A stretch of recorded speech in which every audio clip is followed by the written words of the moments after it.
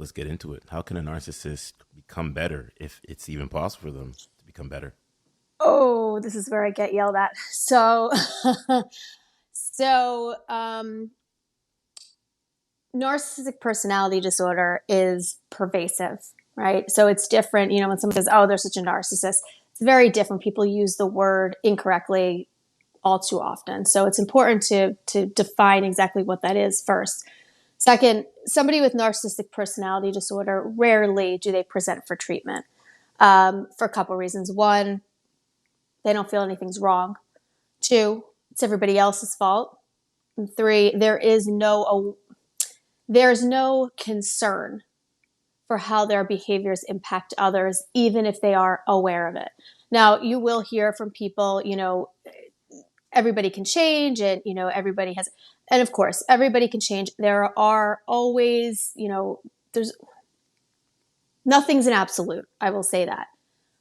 But I will say that the majority of people with narcissistic personality disorder will not change. And it's a really difficult diagnosis for somebody to be around. It's difficult for them to maintain relationships, for them to maintain friendships, maintain jobs. And it's like I said, it's pervasive. It's not just in their romantic relationships. It's with everything in their world. There is no empathy. There is no accountability for their actions. And there's a lot of blame shifting and a ton of manipulation. So they are aware of what they're doing. They don't care who they hurt or why they hurt them, just as long as they get what they need. So their goal isn't to harm others. Their goal is to get what they need. And however they do that, so be it. So it's very difficult for them to seek treatment. I will say sometimes narcissists will enter treatment because it's court mandated. Let's say if they're going through a divorce custody battle. So sometimes it's court mandated. If it's substance abuse, which is very highly correlated, sometimes suicidality. But once those are tackled, it's not like they stay in therapy and say, "I have narcissistic personality disorder. I'm going to work on these things." It doesn't get to that. What are the early signs that the audience can spot when it comes down to family members, loved ones, dating, maybe in working world office? Yeah. What are the early signs you think they can pick up on? So it's going to be different for family members than it will be, or at least present differently in a different fashion for family members than it will for somebody who's dating. So family members, sometimes where there's a narcissistic sibling, let's say, it could go a couple ways. It could be they were always the golden child. Nothing they did was ever wrong. They were always given the attention. The other child felt neglected, or other children felt neglected.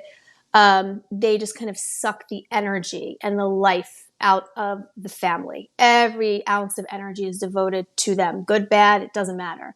Narcissistic parents, very difficult situation. Moms look different than dads.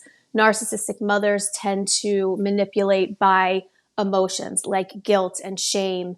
They withhold their love. So it's very emotion based. If you don't do what I want, I'm going to withhold love from you. You are an extension of me. If you do anything that suggests any type of autonomy from me, I will no longer love you.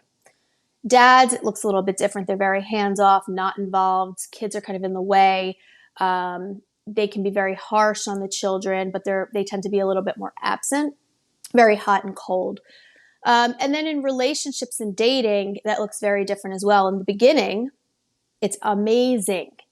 It's date number 1, date number 2. You're my soulmate. I have never met anybody like you in my life. Where have you been? I've been waiting for you. I just can feel it. Can't you feel it? This is different. You're planning your kids' names. You're planning where you're going to live, all within the first couple dates. And I always say, how the hell can you know somebody's your soulmate when you don't even know what color they like? You don't even know what music they listen to. You don't even know their middle name. So those, even though it feels really good, are a lot of times red flags. They're buying you lavish gifts. You are getting calls, text messages constantly, getting flowers sent to the office. So it feels really good in the beginning. You are their entire world. But it's not realistic. And you have to be very, very careful with that, because when you get that soulmate, it's too good to be true too early, your feelers have to go up. It's well said. And I feel like it goes into love bombing. That Also is, too, yep, right? exactly. Yep, You that know, is love bombing. Yeah. and yeah, and when I think about love bombing, I think it can happen with anybody. It can Anyone. happen with men to women, women to men, things like that, whatever your flavor is and That's stuff. right. So when it comes down to love bombing, right? How can we distinguish between the difference? Because I think that's where the audience may get Mm-hmm. confused. Maybe it's not dealing with a narcissist. Maybe you just have somebody that's just love Mm-hmm. bombing you. Maybe they want to hit with you right then and Yep. there. You Yep. know, how do you identify that now? Great question. So a lot of times, like let's take ADHD, for example. A lot of times people with ADHD tend to go really hard, really fast in the beginning, and then they get the dopamine fix and they kind of like shut off, right? So with love bombing, or just someone's really into you and you just want to spend every second you can with them, you have to look at it from a boundary perspective and kind of what's healthy dating. And I know healthy dating is different for everybody, right? And what my idea of healthy dating, your idea of boundaries could be very different. So the main thing with love bombing is see what happens when you say no to something. See what happens if you cancel the date. See what happens if you don't accept the gift or you talk about something else, right? Or you just change the narrative a little bit, or you reschedule something, right? Or you ask questions about their former girlfriends and you ask a little bit more, let's say, or you ask about their history a little bit more. See how they respond to you. And if it's one of openness or it's, oh, sure, we can reschedule for another day, or don't return their phone calls right away, see what happens. That's something you're going to be able to tell because you're not going to get a healthy response from a narcissist, right? You're either going to get excessively more love bombing or you're going to get that kind of, not even argumentative, but you may just get the cold shoulder, just cut off completely. So see what happens when you start to say no, when you start to reset plans and things are a little bit more on your schedule. Tell them you want to take things a little slower and see what happens. That's really a good telltale sign of love bombing versus not. Because remember, narcissists aren't love bombing because they're into you. Narcissists are love bombing so that they can manipulate you into feeling safe so that once they have you, the mask falls off. Then they can be however they want and they're leaving you completely just crazed and unsure of what just happened. So, that by then it's a little bit too late, but in those early signs, try to change it up a little bit and see what happens. There's a lot that's there because you talk about just, kind of pass a little bit and not return back the call or the text or the gift. But then some can identify it as, is this person gaming me on the receiving end? You get what I mean? Yeah, but think about Now, it this way. When you're getting 20 text messages a day, I'm talking about not returning one of them. I'm not talking about not returning a text message, right? I'm talking about the excessiveness and not responding to that. that's a good point. I like that. That's why we're doing this. I love this. I love this podcast game because it's good, right? Because a lot of the things you say, I agree with. You know what I mean? And I feel like I get in conversations where it's like, how can you identify between the both? It's very important. And yeah, and it's like you think about in dating now, it's challenging because you don't know who means good and you don't know who means wrong because you could be having a great conversation with a person and then they just ghost you because of just something that just happens in their life. Yep. Right? And you're like, okay, really, this is what we're going to do here. And then it's like they come back months after or weeks after. And you're like, oh, hold on. On my watch here, we can't do that, right? So you have to say bye-bye. But then it's like, I appreciate if somebody has something going on, but being upfront from the jump. Yes. Right? But not a lot of people want to do that, right? Now, do you think a lot of people don't want to do that because they don't want to have they don't want to have to give the person explanation, or it's because they don't have the emotional awareness to do so? Non-narcissists we're talking about?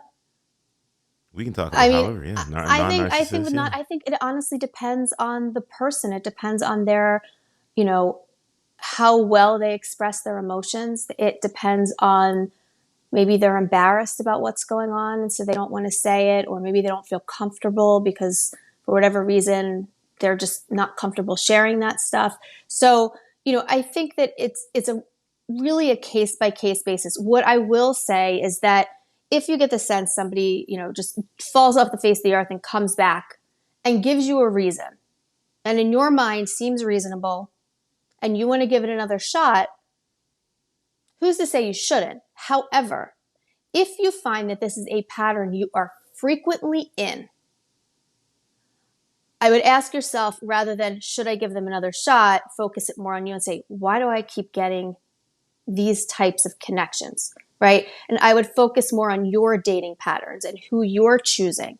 But if it's something that happens and they have a reasonable excuse and you want to give them another shot, sure, great. With the understanding you're going to say, listen, I understand things come up in the future. Please tell me if you don't feel comfortable talking about it. Send me a text message. Let me know because, and I love to say this, I always like to throw in something along the lines of, as I'm sure you can understand. Because what's somebody going to say? No, I don't understand why you were angry that I just didn't call you for 2 months. So you want to say something like, these are the boundaries, or this is what I think would be helpful next time to let me know. It left me wondering. I'm sure you can understand. So that way you've said your piece. They know your boundaries. If they do it again, then let them go.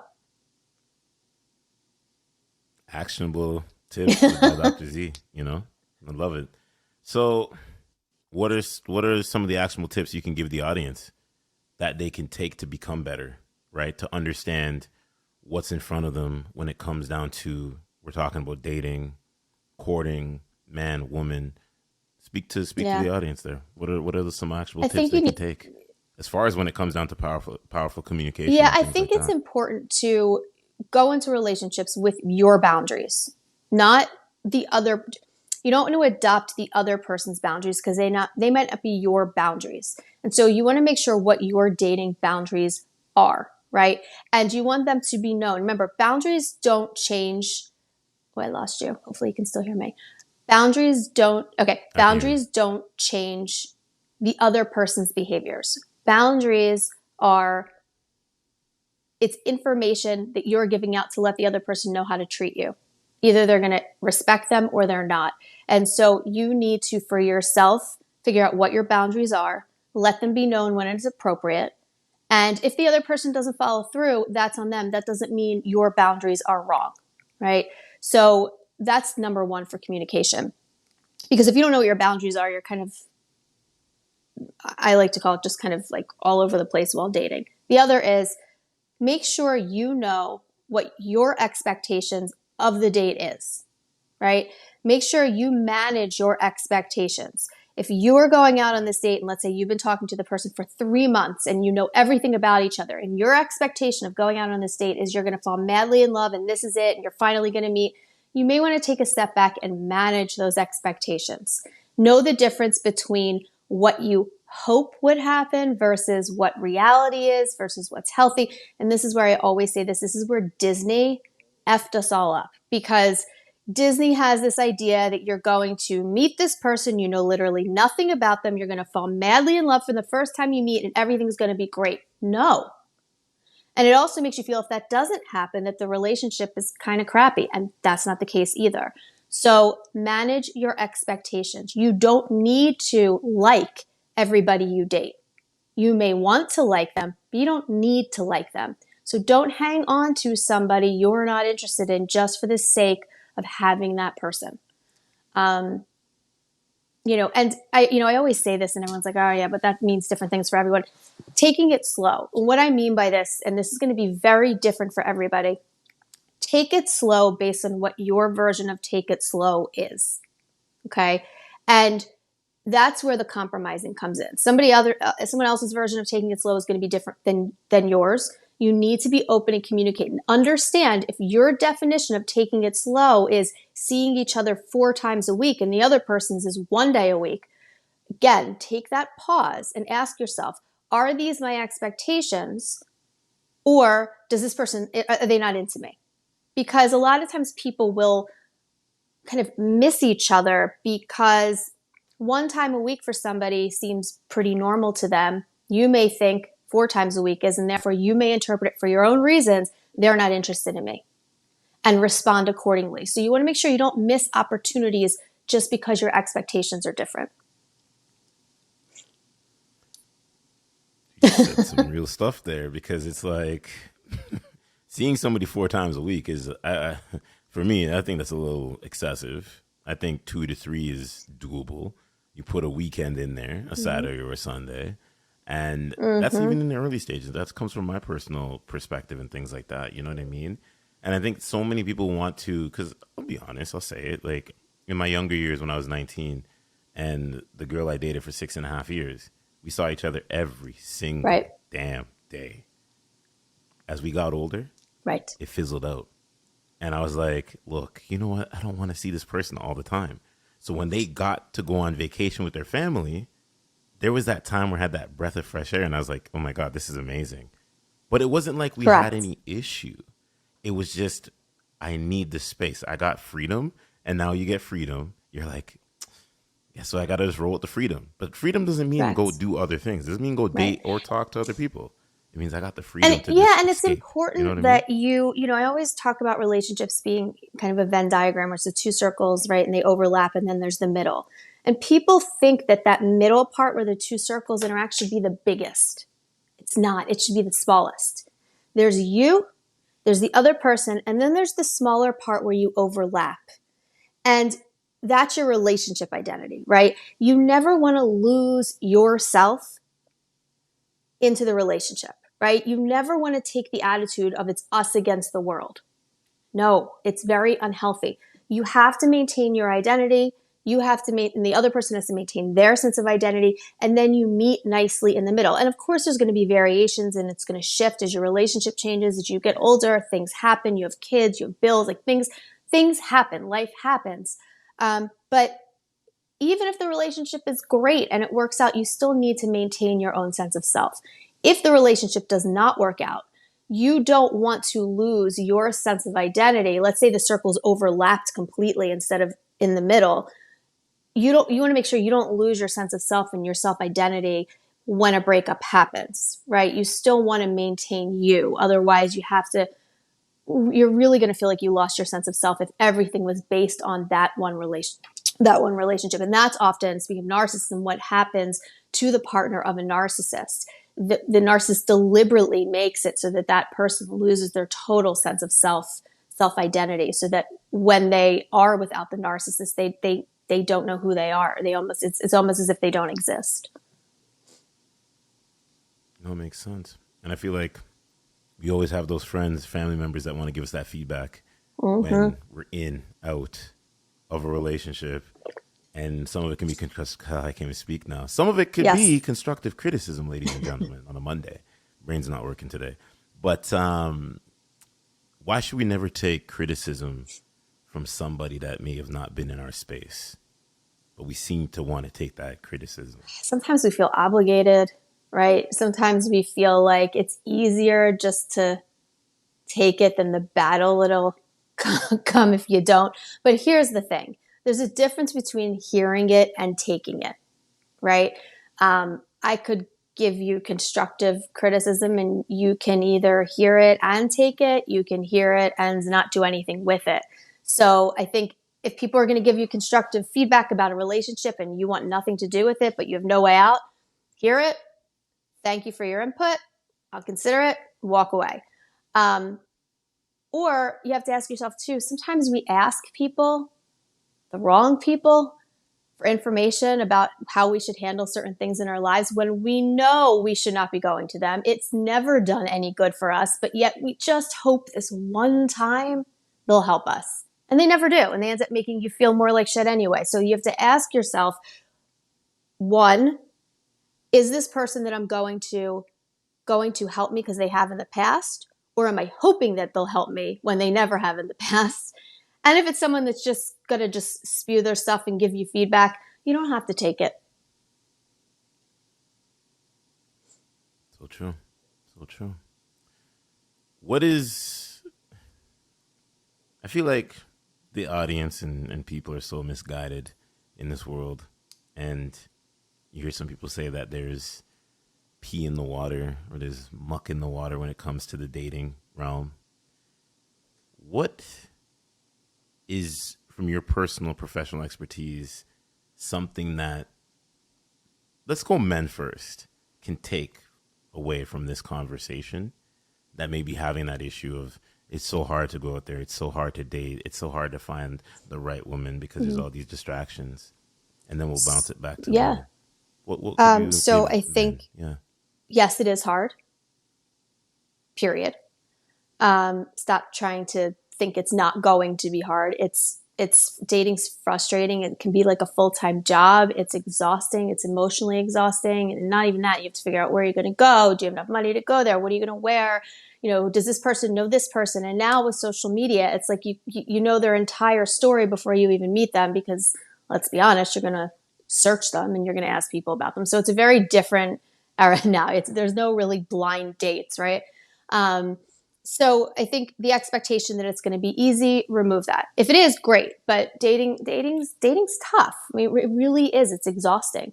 If you find that the people that you are choosing, or they're just you're not meeting anybody, change how you go about meeting people. Maybe you need to kind of switch circles. Maybe you need to go different places. You need to,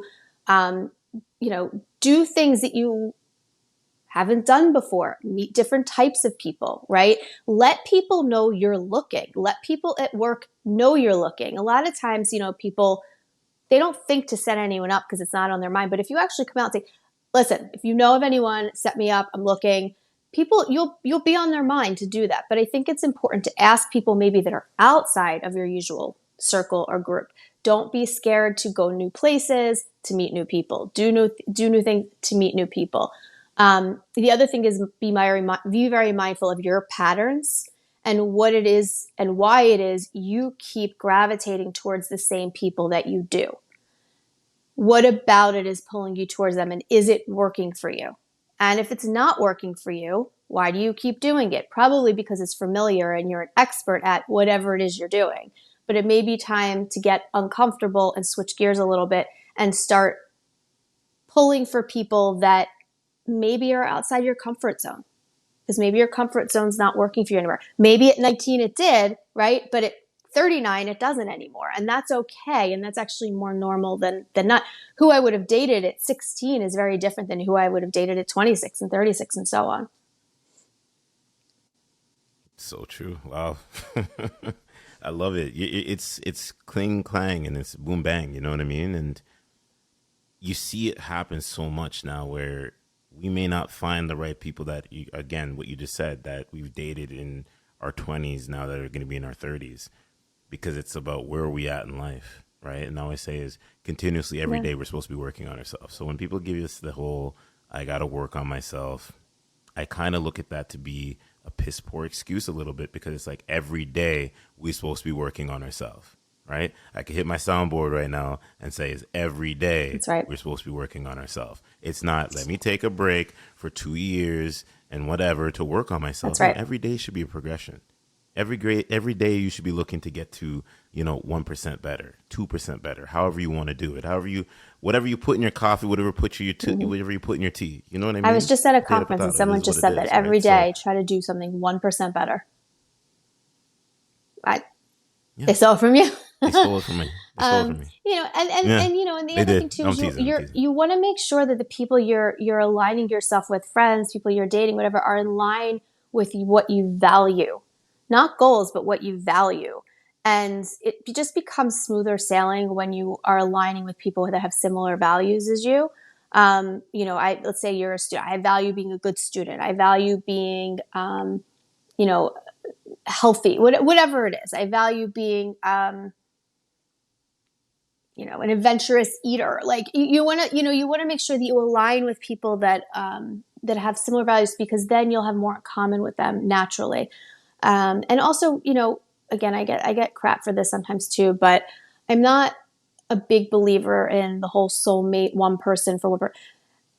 There are many people out there that can be your one. I think where people get confused is that your one is going to look different either people grow together or they don't. And so there's many people at many stages or in your life where it can work. So I think people really limit themselves when they say the one. Maybe, but like the percentage of that, I don't know, the odds really aren't in your favor for that. So instead of it being the one and you missed your shot, like there's tons of the ones. So, I know it takes the fairy tale part out of it, but it's realistic. So true. Dr. Z, close us out. How can people, what are we in, September? How can people take 1% better? We're gonna this is how we're gonna finish it. How are we gonna be 1% better in our life today to springboard us into 2023? You're not gonna like my answer. Let's do it. I always say going into the new year, New Year's Day is such an arbitrary day to get your act together.